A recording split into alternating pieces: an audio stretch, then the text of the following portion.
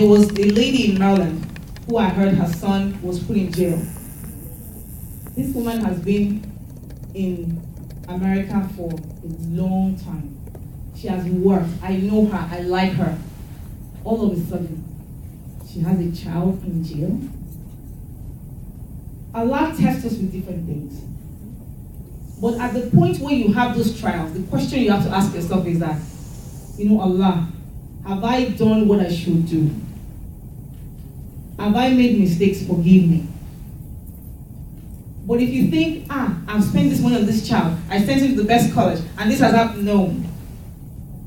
Those things are not the things that make your children turn out okay. Spending money on things that can wait, on things that are not necessary, and then incurring the wrath of Allah is just delaying your problem. Because there will be a problem. You just might not see it right now, but there will be a problem, for sure. So, next slide, please. So, if there's any, bottom line, it is that if you think this is part of life, whether you were born in America or you came from America like some of us, from Nigeria like some of us, it doesn't matter. But if you think that this behavior is the right way to go, if you think that swiping a card is the best thing to do, buying a house on credit, if you think that that is normal, then you might think I'm speaking Greek. But the truth of the matter is that a debt, if you're in debt, you put yourself in a prison that you yourself erect, bar by bar, with each signature on the promissory note or account application. Point blank period. You are in jail and you put yourself there. That's it. So I want to make note of this because how many people are married here? How many people, or from you guys that are married, have you never had an argument with your spouse about money before? You've never had an argument with your spouse about money? Allahu Akbar. Wow, that's awesome. Now, that's beautiful. Alhamdulillah. Because there is one thing that two people that are closely related would fight about. Money. Is money. And there's some things that you need to set to minimize the fight. So even if the fight will happen, let's keep it to the barest minimum. What color is your own money? And I will have my free quizzes on the book and everything outside when we're done. What color is your spouse's money? How compatible are your colors? If your spouse, if your wife is red, she's always spending money, throwing money at every problem, whether she has it or not. She shouldn't be the one holding the family savings account, Abby. Otherwise, you wake up one day, your husband has bought Harley Davidson on credit with both your names. I mean, is that what the brothers do? They've gone hiking with your credit in line. So you have to decide, and then also, is a spouse bringing debt into the marriage? This is a very crucial, important decision. Not to say don't marry somebody who has debt if you don't have debt, but you must have a discussion about it. Some people don't, and then there's resentment. So you get married, your husband is a doctor, everybody's happy. Hey, doctor, he has $500 million in student loans. You just came from Nigeria. You have no student loan, you have no credit card. Then you now get a fantastic job at the White House. You are earning $350,000 a year. And you are now paying your husband's student loan. Is that what you guys agreed? There has to be an agreement about this. Am I going to pay your debt because I love you? And the day I don't feel like I'm in love with you, I don't want to pay. Are we going to jointly pay, or are you going to pay by yourself? Is this your problem that you got into and you get your... These are conversations that we don't want to have, that we must have. Before you marry somebody, you better know what their balance sheet looks like. And I mean, what do they own and what do they owe? This is such an unromantic conversation. And it's a conversation that can kill any courtship that was going well. And if you eventually have the conversation, and the guy came in, notice that I'm using the guys now.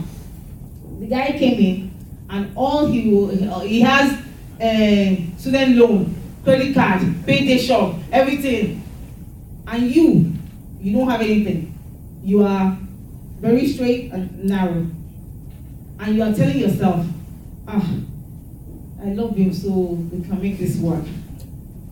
I'm sorry, that's not a good love. You have to know what you are entering and whether you want it or not. Whether you want it or not. You have to understand each other's spending habits. I always tell people, I don't do joint account with nobody. No. You have your own account. I have my own account. Then we have our account that we can use to pay things that we've agreed upon. Then we can have another account that, okay, we want to fund our vacation to Maldives. Fantastic, we put the savings in there. But each person must have the flexibility to do whatever they want with any extra money so that there's no resentment. If we all then put our money in one joint account, we're not fighting, but we're hating each other. That's not going to work. So it's very critical that we have money conversations in our families. You can have financial Fridays. I do financial Fridays. Fridays, I look at my accounts, where am I, what do I need to spend, blah, blah, blah, blah. Have a conversation. It doesn't have to be heated, but you guys must be on the same page. We have Muslims where the husband will die and the wife just realized that he had all this debt, and then she's in a state where it's like joint ownership and she's in a mess. Or the husband has died, or one sister called me, her husband ran away with one woman, and I'm not making this stuff up, it's true. And then he took the car he bought for her, all this kind of thing. What's this? Everything must be clearly communicated when it comes to money. And please have a budget. Decide where do you guys want to live, why do you want to live here, can we afford it, and all those kind of things. Have those conversations. They're not romantic, but they're critical. So if you are in debt, what should you do? So I've been telling you things, don't get into debt, don't get into debt. What if you are there? What should you do? Like I said, I've been there. Student loan, car notes, credit card, whatever you want, I've been there, and alhamdulillah, they're all gone. The first thing you need to do is to determine how much you owe. They cannot just be calling you and you don't even know what it is they're calling about. I always say, before you make me panic, before you make me afraid, let me people know what I'm afraid of first. If it's $100,000 I'm owing, okay, let me know. If it's 20,000, let me know. You have to first of all establish that. And then be very careful. They call you debt consolidation. One sister called me, she has student loans, different student loans, and she said she got an offer to consolidate them. I said, let me see the terms. What happened with her case was she will pay almost half of the money every month. They will cut her bill by half, but they prolonged her term. What kind of stupid idea is that? Very silly. You pay more eventually. You are in jail for longer. They say come and take parole. You say no, you want to extend your jail term. How is that a good thing? So you have to understand some help is bad help. And most importantly, you have to understand who you are following. Next slide, please. Who are you following? Who is your role model? Who do you like? You know, I like women like Khadija, the wife of Prophet Muhammad. She had money. She has cattle. That's how I want to be. I'm still working. I'm still working hard.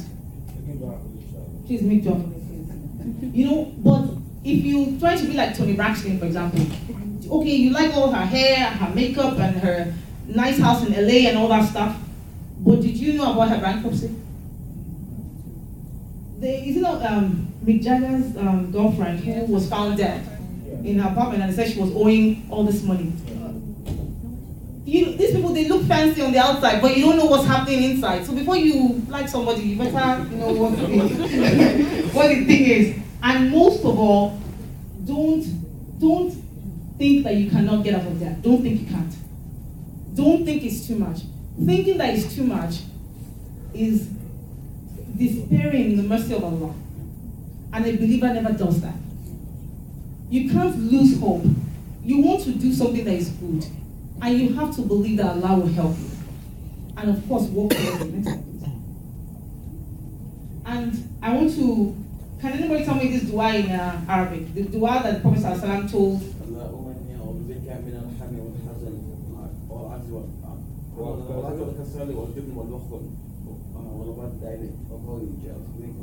Fantastic prayer.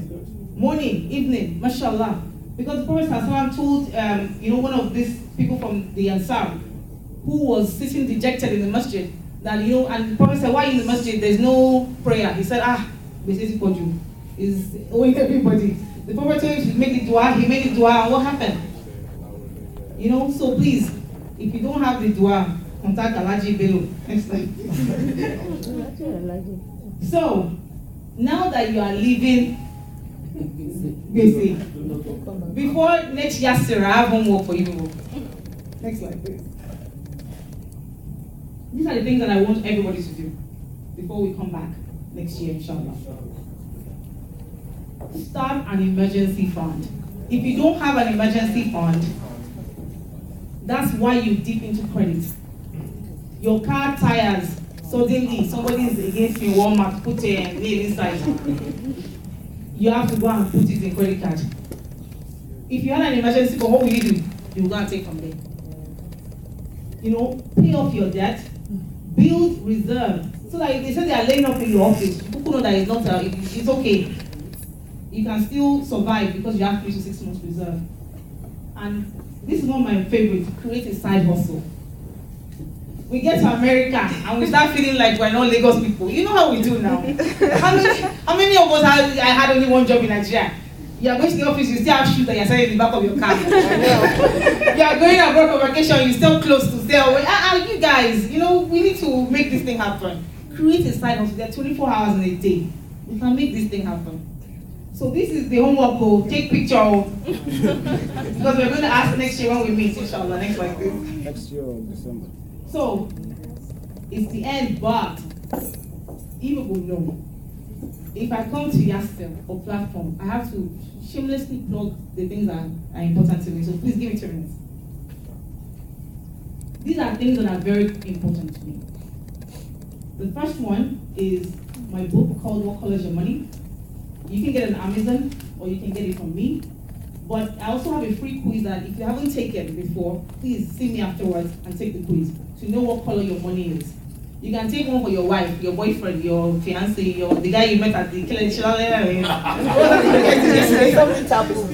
whatever, speed dating. The guy you met at that speed dating, before you go any further, please give him a copy of this quiz. It's free. Let's know how his color of money is before you go and enter one chance. And then, very important to me is United for Kids Foundation. Who is from Chicago here? Please. If you're from Chicago, August 30th, we're having an enchanted afternoon at the Chicago Medical District Marriott. Please, please, please. United for Kids Foundation.org. This is very critical. We have people in Nigeria who cannot go to school, who cannot get an education, and this is what we're working towards solving. This year, we want to send 20,000 kids back to school. So everything you give is going straight there. We don't get paid. And this is one of my strategy for the Prophet ﷺ introducing me to the Sahabas. So please, help me invest in that dream. Then I have a radio show on Sundays, 9 a.m. Eastern Time. It's called Impact Africa. We don't have to be in Africa to be in Africa. The reason why I was not on the show today is because I'm here. So please tune in, impactafricaonline.com, and let's know how to engage. And finally, please be in touch. You can email me, talkway@financialcoach.com, go to my website, Ghaniya.com, follow me on Twitter, Team517, or Facebook. I will accept any Facebook requests from women. Oh. Yes, I will. If you're a Muslim woman, or if you're a guy, I will decide. But let's be in touch. I really hope and pray that you benefited something from the talk today. I pray that you will go back home and look inside your heart and try and fix any issues you have with money, with debt. And I pray most of all that Allah will be sufficient for you now. Assalamu alaikum wa barakatuh. Allah. Jazakallah khair.